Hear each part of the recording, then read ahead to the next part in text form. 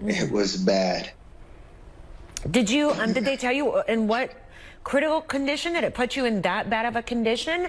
Why don't you tell me about how you felt, Kevin? Well, actually, I run on an elliptical for an hour every day. And my diet is really strict. I don't drink. I don't smoke. I've never done drugs of any kind. I'm super healthy. Even my heartbeats per minute at rest are 40 beats per minute. Oh, wow. So I'm in pretty good shape. And the virus was like, oh, I'm going to fix you. You think you're healthy? Let me show you what I can do to healthy people. And it started turning my lungs to glass. That is such an incredible way to describe it. Go ahead. Go ahead. The more I rest, the sicker I got. And it's really weird because it lets you feel better when you lay down, when you breathe slow.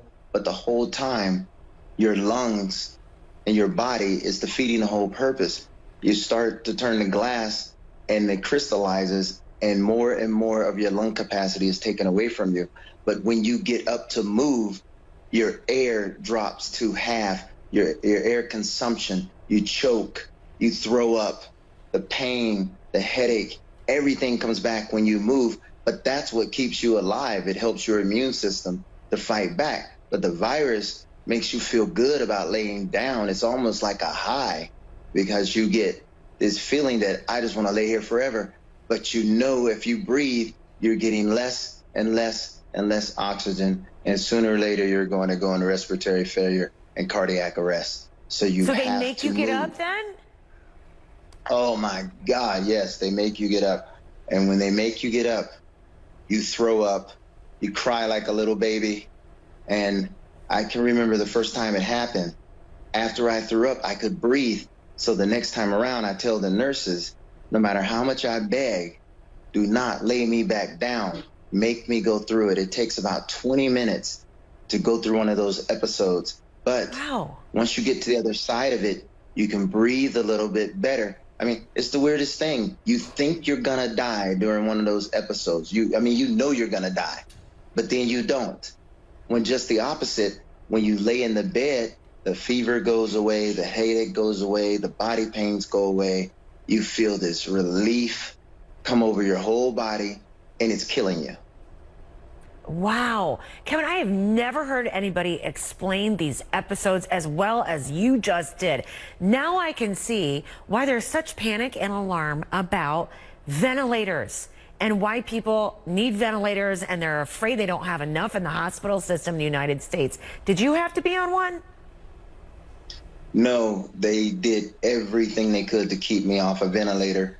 And that's, another one of those misconceptions. I know they're only trying to help and keep people from panicking. But if you don't breathe on your own and your immune system does not kick in, you are going to die.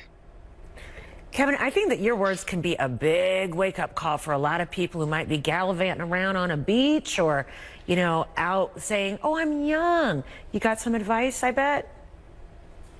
Well, I'll tell you this. I didn't know I had the coronavirus. I thought I had the flu. Even when I came in the hospital, every doctor in this hospital said, you don't have the symptoms. It's not that bad. It doesn't go this way. It doesn't go that way. You have some very, very bad pneumonia. Until 3 days later when the test came back and they're all sitting there with their mouths open like, we don't know what to do. When your doctor says to you, there's nothing we can do and you need to pray and beg God for mercy. I never heard a doctor do that before, but I heard that in this situation. And I thought, that's what I said. Are you actually saying this to me? And, it came down to one of those moments of truth where they can either lie to you or they can tell you the truth because one day they got to see God too. And that's what it came down to. No one could tell me I was going to live. Do you know, are you St. Joseph's first coronavirus patient? Actually, I am. And I'm the first one in our valley in the county. And the thing about that was I own a body shop and construction. We do a bunch of other things. So I see 30 to 40 people a day, most of which I've never met before.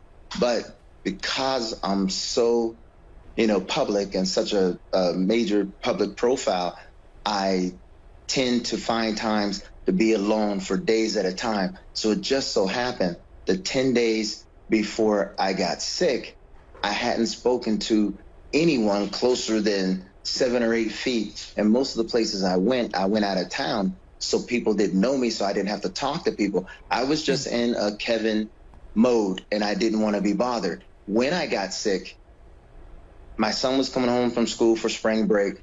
My employees wanted to come over and check on me, and I wouldn't let anybody in the house. I kept telling them, you cannot come in here. Whatever I got, it is bad, and you don't want this flu. Because the doctor saw me for 30 seconds, and no test, no nothing, said, man, you got the flu really bad, and gave me Tamiflu and sent me home. And fortunately, that was the only place I had gone to. Now, the killer of all that is that law thing. I kept laying in the bed because I felt better when I laid still. And then one day I realized I'm not going to be able to breathe the next time I have an episode. And they got me to the hospital. And then, like I said, 3 days later, I got the coronavirus. No one thought I had it. And it felt completely different to you. Isn't it strange how some people report, oh, I just had a sore throat, a bit of a cough, while other people like yourself, an exerciser, only 55, it has you in a hospital bed. Kevin, what are they telling you right now? How long may you have to be there? You've been there 11 days, I think. How are you now? Well, to be quite frank with you, yesterday they said, there was nothing that we could do for you when you got here, so you're getting better and you're not on oxygen anymore. So you can go home and ride the rest of this out. You don't have a fever, haven't had a fever for 3 days. The problem is they said you have to be in total isolation, but you're not strong enough to walk. So somebody has to take care of you. I'm like, what? How do I be in total isolation, but somebody has to take care of me? And then I said, how do I get home? Oh, we're going to call you a cab. Okay, so you're going to call me a cab? Who's going to drive the cab? My kids aren't going to come and get me. I'm not letting them anywhere near me. And, well, I asked them, are your kids going to take me home? They looked at me like I was stupid. So now, we don't know what we're going to do. I do know that until I test negative, they're going to have to pull me out of here kicking and screaming and just throw me out of the hospital, because I was lucky and fortunate that I did not expose hundreds of people that I normally see during a week to this virus, simply because I wanted to be alone. So God had me in that mode where I just wanted to be alone for a while, but it saved my community. And now you want to throw me out there. I haven't had a negative test. I've actually had 5 tests. The first 3 came back bad. The 4th one came back, and then they did a 5th one 4 days ago. And when I asked for the results, they said, well, the CDC said we took it too soon, so we don't have any results, but we're going to send you home. And like I said, now they're trying to figure out, how do you send me home to total isolation, but I got to have somebody take care of me because I can't walk? That might be the first time that a complication like that has been illuminated for us, and that is, are you strong enough once you have this to go home, but you have to self-care as well as self-isolate, and that in itself, for many people's conditions, will be a contradiction. Kevin Harris. Exactly. And Kevin Harris, who's joining us right now from his hospital bed, I'm telling you, in Warren, Ohio. And he also wanted to point out, too, that he hasn't gone to exotic places. He went to Cleveland. That's as far as he got. And somehow it's come down with coronavirus. Hey, Kevin, how are you passing the time?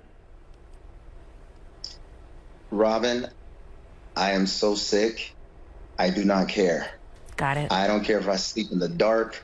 I don't care if I be alone. One thing is that the healthcare workers are those, you talk about heroes. They come in here with smiles. They have children. They've even got people in the community ostracizing them for taking care of me.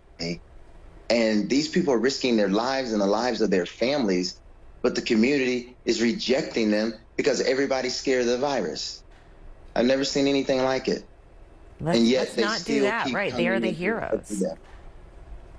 Yeah, and they know what I've been through. Imagine, they don't want this, but they've had to listen to my story 100 times, how it takes me an hour to get to the bathroom. My bathroom is 50 feet away from my bedroom, and I'd have to go 10 or 15 feet and lay on the floor for 20 minutes to catch my breath and then continue to the bathroom. I mean, this is real. And this is one of the reasons why they don't want to send me home now, because they already know I went through 6 days where I crawled to the bathroom or I made a ham sandwich on the floor of my kitchen because I couldn't get up against the counter and the table to put Miracle Whip on my sandwich. I ate my sandwich on the